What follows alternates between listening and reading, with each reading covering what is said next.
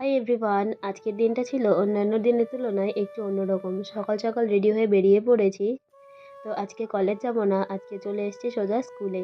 তো আজকে সেকেন্ড ইয়ারের দিদিদের সঙ্গে আমাদের স্কুলে প্র্যাকটিস টিচিং ছিল।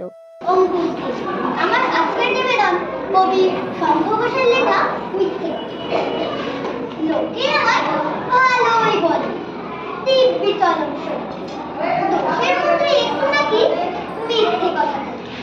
ঘাটশিলাতে যাবার পথে ট্রেন ছুটছে যেমন, বাড়ির কাছে বাবার কাছে করছি বকন বকন।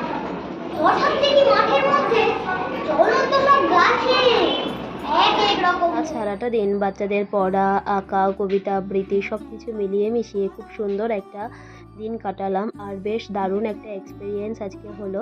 তো ভিডিওটা কেমন লাগলো অবশ্যই কমেন্ট করে জানিও। তোমাদের সঙ্গে দেখা হবে নেক্সট কোনো একটা ভিডিওতে। টাটা।